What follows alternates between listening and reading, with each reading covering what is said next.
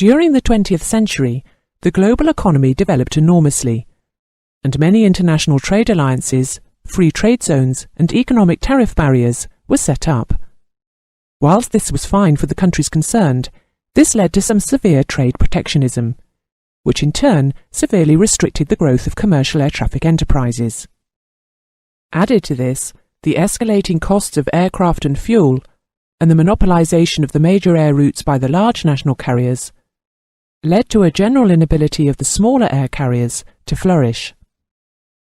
To survive, smaller organizations turned to the leasing of aircraft to minimize their costs.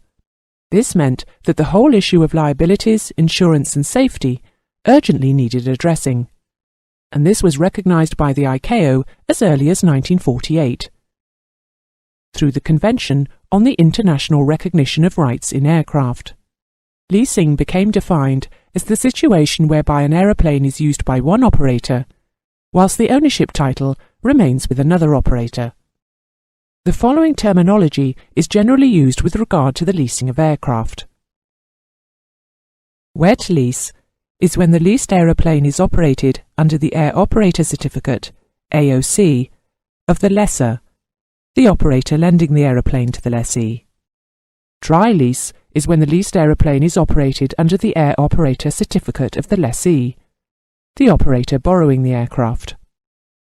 Leasing between JAA operators has become commonplace, together with the terms wet or dry lease out or in. Permission must be obtained from the regulatory authorities to undertake such leases.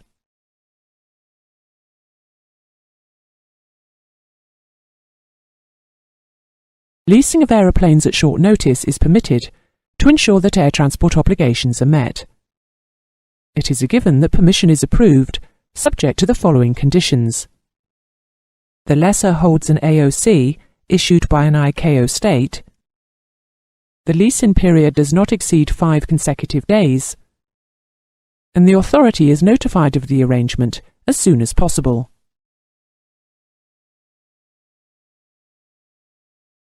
The European Union, however, took the view that it needed to legislate for aircraft leasing arrangements independently of the international systems. EU signatories are bound by EC Council Regulation 2407/92, which contains all the provisions on leasing.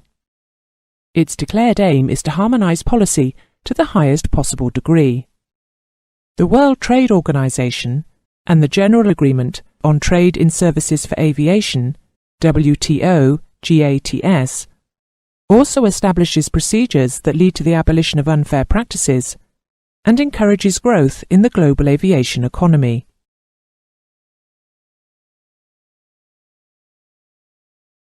In 1948, the Council of the ICAO established rights in aircraft on air traffic. This relates to the international laws that concern ownership of aircraft and the rights of the lender or mortgagee, and recognises ownership and rights of possession.